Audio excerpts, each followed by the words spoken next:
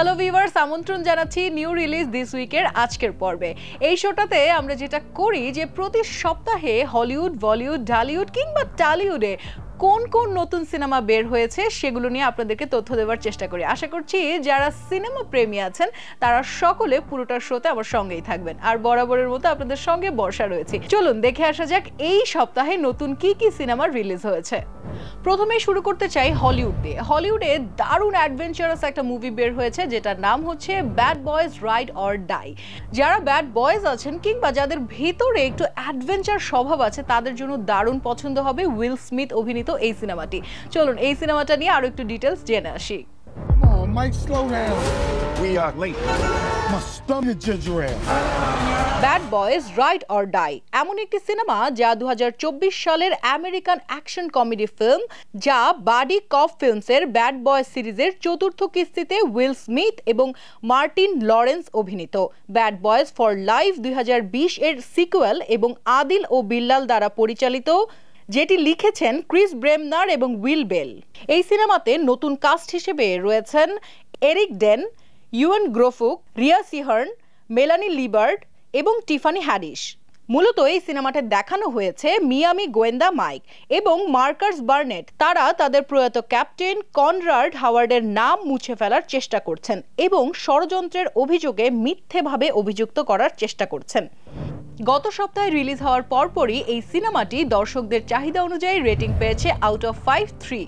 এবারে আসি হলিউডের আরো একটা দারুণ সিনেমার খবর নিয়ে। আমরা প্রায় সার্চ করি how to do that, how to do this, মানে আপনি যখন কোনো একটা কিছু পারেন না তখন কিন্তু ইউটিউবে বা গুগলে গিয়ে হরহামেশাই আমরা সার্চ করে থাকি কিভাবে কাজটা করতে হয়। ঠিক আপনার যদি এমন কিছু সার্চ করতে ইচ্ছা হয় যে আপনি ব্যাংক লুট করবেন, তাহলে কি লিখবেন? হাউ টু রব আ ব্যাংক, তাই না? ঠিক এরকম একটা টাইটেলে নতুন একটা সিনেমা বের হয়েছে। চলুন এই সিনেমাটা নিয়ে আরো একটু ডিটেলস জেনে আসি। In the Pacific. Banks in Seattle since June 1992. How to rob a bank. মূলত এই সিনেমাটা একটি ডকুমেন্টারি ধাঁচের সিনেমা যেখানে অ্যাকশন এবং ক্রাইম দেখানো হয়েছে। তবে সিনেমাটার মূল গল্প সত্যিকার একটা ঘটনা থেকে নেওয়া হয়েছে।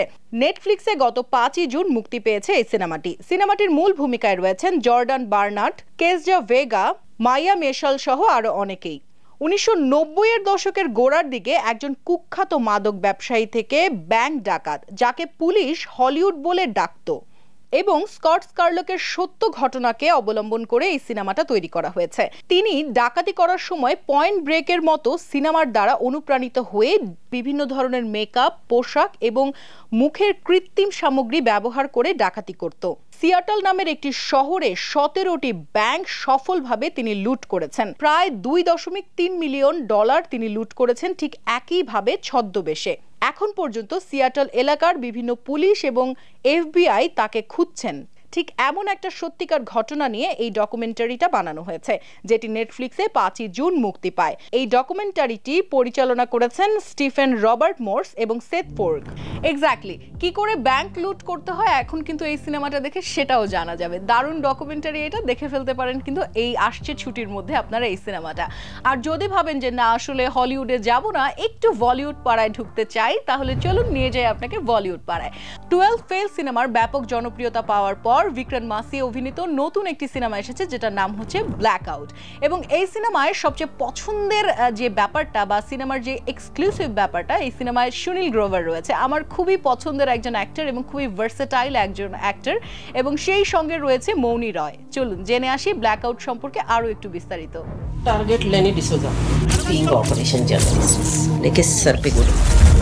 अरे घबराओ मत, सिर्फ आपकी नहीं पूरे शहर की बत्ती। বলিউড পাড়ায় সদ্য মুক্তিপ্রাপ্ত একটি সিনেমা ব্ল্যাক আউট, যা রিলিজ হয়েছে 7ই জুন 2024। একেবারেই থ্রিলার ধর্মী এই সিনেমাটা, যা পরিচালনা করেছেন শিবং শশিন ভাভাস্কার। সিনেমাটাতে মূল ভূমিকায় রয়েছেন বিক্রান্ত মাসি, মৌনি রয়, সুনীল গ্রোভার, যিশু সেন গুপ্ত সহ আরো অনেকেই। ব্ল্যাক আউট সিনেমাটি বলিউডের এমন একটি ক্রাইম, থ্রিলার এবং কমেডি মিশ্রিত একটি সিনেমা, যেটা রচনা এবং পরিচালনা করেছেন দেবাং শশিন ভাবসার এবং প্রযোজনা করেছেন জ্যোতি দেশপান্ডে এবং নীরজ কোঠারি। অভিনয় করেছেন বিক্রান্ত মাসি, সুনীল গ্রোভার, মৌনি রয়, যিশু সেন গুপ্ত, রুহানি শর্মা এবং আরো অনেকে। ছবিটির টিজার প্রকাশ পেয়েছিল 21শে মে। 1 মিনিট 2 সেকেন্ডের সেই টিজারে দেখা গিয়েছিল একেবারে থ্রিলার ধর্মী একটি সিনেমা আসতে যাচ্ছে। সিনেমার ট্রেলার প্রকাশিত হয় 30 মে 2024। সিনেমাটিতে দেখানো হয় এমন একজন ব্যক্তি যার জীবন এক রাতের মধ্যে ওলটপালট হয়ে যায়। সে নগদ টাকা এবং স্বর্ণে ভরা একটি দুর্ঘটনাজনিত ট্রাক দেখে এবং সে না চাইতেও একটি মাফিয়া গ্যাংয়ের সঙ্গে যুক্ত হয়ে যায় এবং সারা রাত ধরে নানা ধরনের ঝামেলা সহ্য করতে থাকে। এই সিনেমাটাতে সুনীল গ্রোভারকে একেবারে মাফিয়া একটা ক্যারেক্টারে দেখা যাবে। সুনীল গ্রোভার আমি শুরুতেই বলেছি যে আমার খুব পছন্দের একজন অ্যাক্টর, কারণ খুবই ভার্সেটাইল। তাকে এক এক সময় এক এক রকম রূপে দেখা যায়। কখনো তিনি কমেডি দিয়ে আমাদেরকে হাসান, কখনো তিনি সিরিয়াস ক্যারেক্টারের মধ্যে ঢুকে যান, কিন্তু এবারই প্রথম এই সিনেমাটাতে সুনীল গ্রোভারকে দেখা যাবে একদম মাফিয়ার ক্যারেক্টারে।